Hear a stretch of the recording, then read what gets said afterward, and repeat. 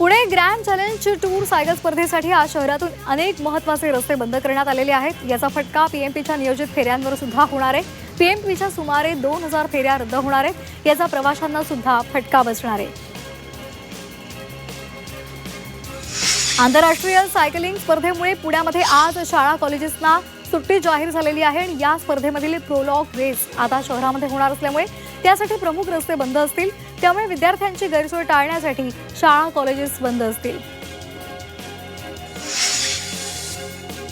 ढगाळ वातावरणामुळे पुण्यामध्ये थंडीचा जोर कमी झाला असून अवकाळी पावसाची शक्यता आहे।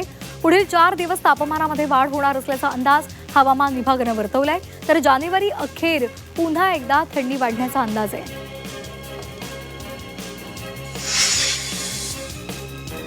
पुणे कृषी विभागाच्या अहवालानुसार 63,80,000 हेक्टरवर पेरण्या पूर्ण झालेल्या आहेत।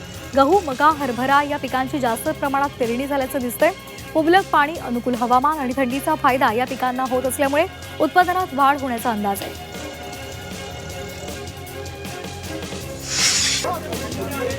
नाशिकमध्ये एबी फॉर्म वाटपावरून झालेल्या गोंधळाची भाजपनं गंभीर दखल घेतलेली आहे। या प्रकरणामध्ये सविस्तर चौकशी केली जाणार आहे। यासाठी भाजपकडून समिती स्थापन करण्यात आली आहे। चौकशीसाठी 2 सदस्यांची समिती नियुक्त केली आहे। ही समिती एबी फॉर्म कोणत्या कारणामुळे चुकीच्या पद्धतीने दिला गेला याची चौकशी करणार आहे। नाशिक महापालिका निवडणुकीमध्ये मतदारांनी तरुण उमेदवारांना संधी दिली आहे। निवडून आलेल्या 122 नगरसेवकांपैकी तब्बल 15 नगरसेवक 35 वर्षांखालील आहेत आणि यामध्ये 9 महिलांचा समावेश आहे। भाजपनं सर्वाधिक 8 तरुण चेहरे दिलेले असून मतदारांनी तरुणांना पसंती दिल्याचं पाहायला मिळते।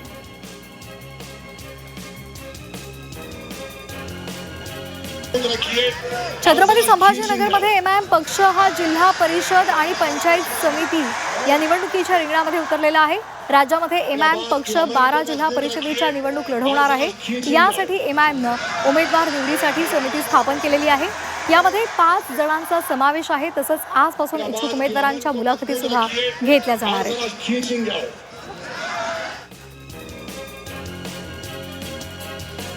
छत्रपती संभाजीनगरच्या पैठणमध्ये ठाकरेंना धक्का बसलाय। माजी नगराध्यक्ष ठाकरेंची साथ सोडणार आहेत। दत्तात्रय गोरडे भाजपमध्ये प्रवेश करणार आहेत। झेडपी निवडणुकीच्या तोंडावर हा मोठा धक्का मानला जातोय।